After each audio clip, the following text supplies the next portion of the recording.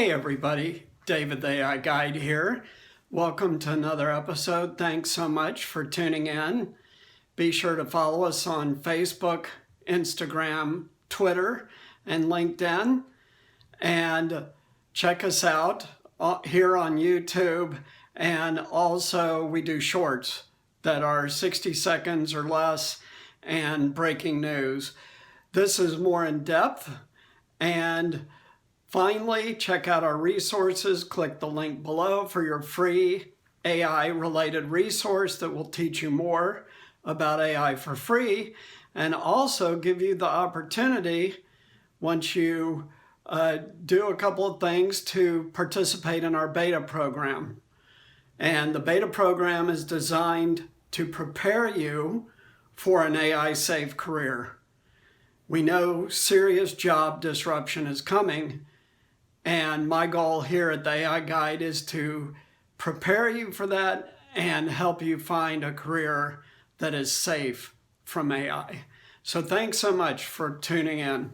And today I want to go back to some news that's a couple of months old now, I guess 3 months, and it's the Tesla AI Day. Now, we've already talked about their new D1 chip for AI programming that is much more powerful than anything on the market today, much more powerful than the NVIDIA gaming chips, for example. This is why Tesla took the time, money, and effort to create their own chips, because they really need to dramatically enhance the processing power of AI algorithms to achieve full autonomous driving in all environments. Some environments are easy with autonomous driving. For example, freeways. From the time you turn onto an entrance ramp to the time you get off, AI algorithms can already manage that. But get off the freeway in an urban area in a city and the environment becomes completely chaotic, and that's much more difficult to do. And that's why Tesla needed these more powerful chips to help them develop a better algorithm for full self-driving even in a city. We also know other companies are working on that. We've talked about that. But there was another thing on Tesla's AI Day that was a bit unexpected, but it's interesting how there's a common theme to this. So what was unexpected and surprised everyone was Tesla's humanoid robot. And this robot is designed to assist humans do simple, boring, repetitive tasks. This is how Tesla framed it. I also want to remind you that earlier we did a video on Toyota Motor Research, who has also been working on home robots that will do the boring and repetitive tasks. What are we talking about? We're talking about cleaning, whether, there's the floor robots, but this is much more sophisticated. This is a robot that can ultimately vacuum the way a person does, under stuff, around stuff, everything, much better than a Roomba or a Eufy or something like that. These robots can also, the Toyota one can also load and unload the dishwasher, put your dishes away in the cabinet, get stuff out of the fridge, put it by the stove for cooking. One day, they don't talk about this, but one day, there's no reason to think that this robot wouldn't be able to cook. And Tesla is trying to do the same thing. So that leads to the question, why are car companies investing in robotics?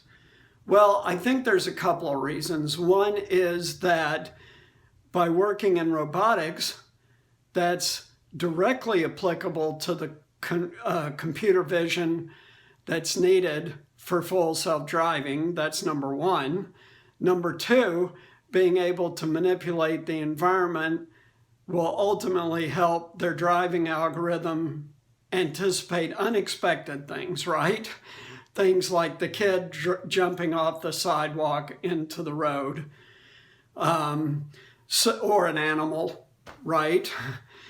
These are clear applications of where robotics can help impact the other things these car companies are trying to do.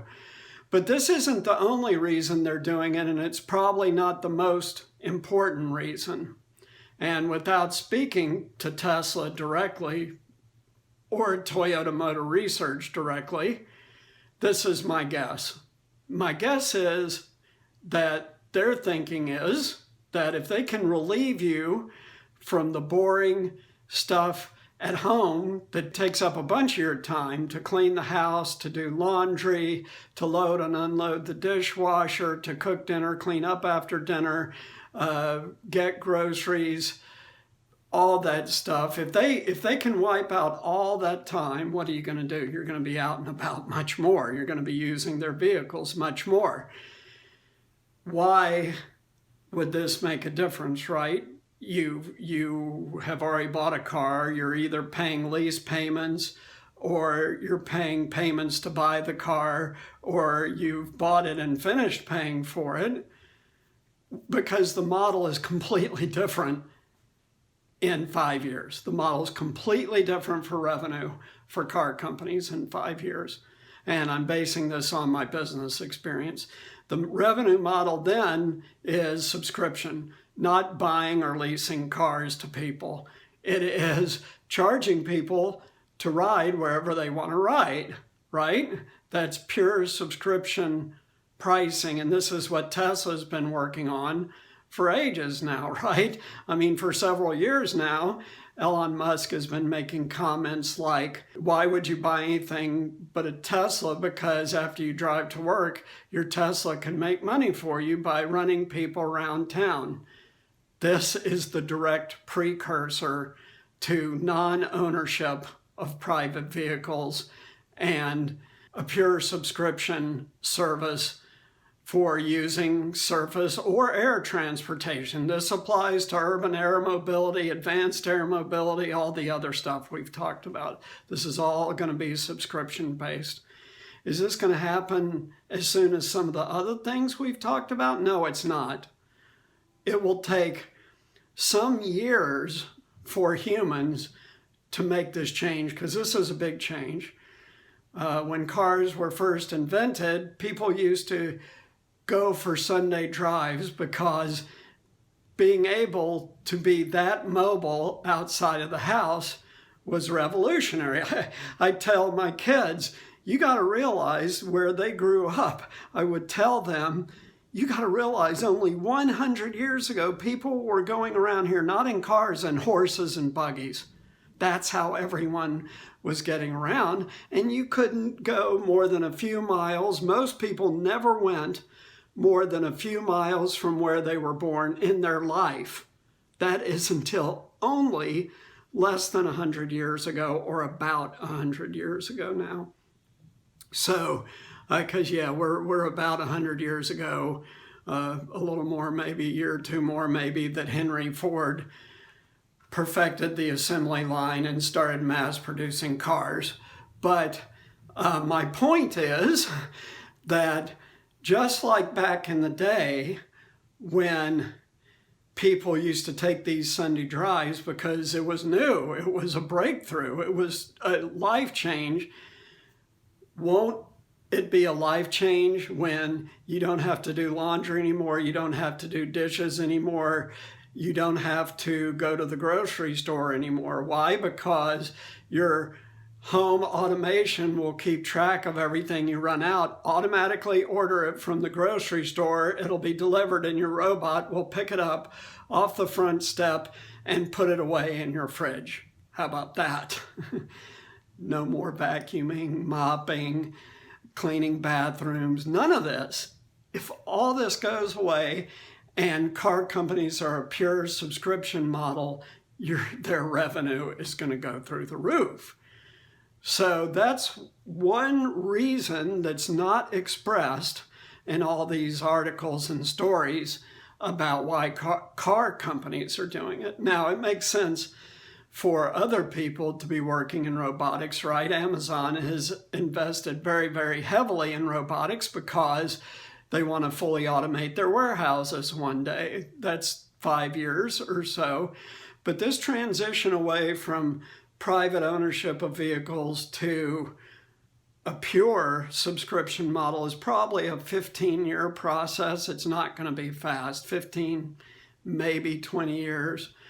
But, and they say this all the time, by 2035-ish, the world is going to be completely different in all respects than it is today because of AI and automation. So very interesting development out of Tesla's AI day, and amplified by the work that Toyota Motor Research has been doing for a number of years now. But it's just interesting to think, wow, why would they be doing this? Well, it's because they're going to be selling rides and cars. You won't own a car, and you'll take more rides, and they'll make more money. Interesting idea. Don't know if I'm right or wrong, but we'll find out. Click the link below for your free resource. Get my book, The Beginner's Guide to AI, on Amazon. Great, quick history, the history of AI, and then how AI is being used in 10 different industries today, and it's a fast read. We're talking 2 or 3 hours. You can read the whole book. It's quick, but it gives you a very solid grounding in where AI is today and a little bit about where it's going. We do more of that here on the channel. Thanks so much. Take care. Talk to you later.